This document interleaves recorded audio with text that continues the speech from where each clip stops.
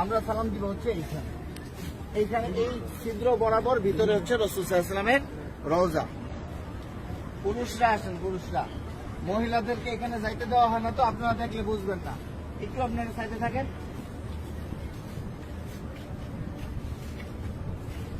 আমরা ভিতরে যাব হচ্ছে এইভাবে, আমাদের বাম দিকে থাকবে রওজা, রওজা থাকবে কি বাম দিকে। ভিতরে কথা বলার কোনো সুযোগ নাই, বেশি সময় দাঁড়ায় থাকার সুযোগ নাই। প্রথম দুইটা ছিদ্র থাকবে, যে দুইটা ছিদ্রের ভিতরে কোনো কিছু নাই, কবরের জায়গা ফাঁকা আছে। এখানে হযরত ঈসা আলাইহিস সালাতু ওয়াস সালামকে দাফন করা হবে, ওই পাশে হচ্ছে হযরত ইমাম মাহদিকে দাফন করা হবে। তো এই যে প্রথম দুইটা ছিদ্র ফাঁকা, এখানে অনেকে দেখবেন সালাম দিতেছে, ভিড় লেগে আছে, এখানে সালাম দিব না, আমরা সালাম দিব হচ্ছে এইখানে এইখানে এই ছিদ্র বরাবর ভিতরে হচ্ছে রাসূল সাল্লাল্লাহু আলাইহি ওয়াসাল্লামের রওজা। এই জায়গায় সালাম দিব, দেখবেন যে এরকম যেই ছিদ্রটা, এইটার সাথে কিন্তু কোনোটার মিল নাই, ঠিক আছে? এই বরাবর নবীজিকে সালাম দিতে হবে। রাসূল সাল্লাল্লাহু আলাইহি ওয়াসাল্লাম এখানে জীবন্ত অবস্থায় শুয়ে আছেন, ডান কাত হইয়া, নবীজির মাথা এদিকে, পা হচ্ছে এদিকে, ঠিক আছে? রাসূল শুয়ে আছেন, উম্মতের সালাম গ্রহণ করতেছেন, হ্যাঁ, সরাসরি সালাম গ্রহণ করতেছেন। তারপরে এখানে আবু বকর রাদিয়াল্লাহু আনহুর কবর, এই বরাবর এখানে আবু বকর রাদিয়াল্লাহু আনহুকে সালাম দিতে হবে। কিভাবে সালাম দিব? নবীজিকে কিভাবে দিব? আসসালাতু আসসালামু আলাইকা ইয়া রাসূলুল্লাহ, আসসালাতু আসসালামু আলাইকা ইয়া হাবিবাল্লাহ। যতটুকু বেশি আমরা পারি বলার চেষ্টা করব।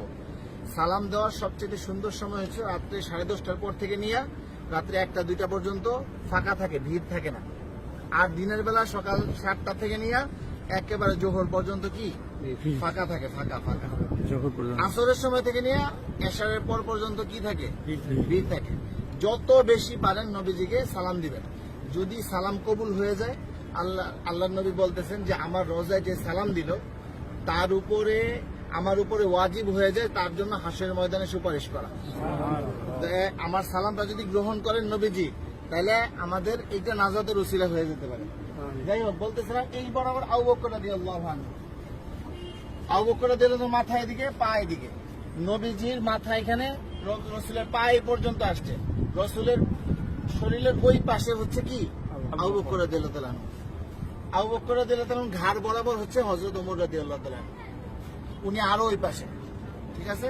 নবীজি এখান থেকে এইভাবে শোয়া, রাসূলের পরে হচ্ছে আবু বকর রাদিয়াল্লাহু আনহু শোয়া, তারপরে হচ্ছে হযরত ওমর রাদিয়াল্লাহু আনহু। এইখানে হযরত ওমর রাদিয়াল্লাহু আনহুকে সালাম দিতে হবে। তো এইখানে নবীজিকে সালাম দিব আমরা। আর রাসূলকে অনেক মানুষ আমাদেরকে বলছে না সালাম দেওয়ার জন্য, তো আমরা নিয়ত করবো যে আমাদেরকে যত মানুষ সালাম দিতে বলছে তাদের সকলের পক্ষ থেকে সালাম, আসসালাতু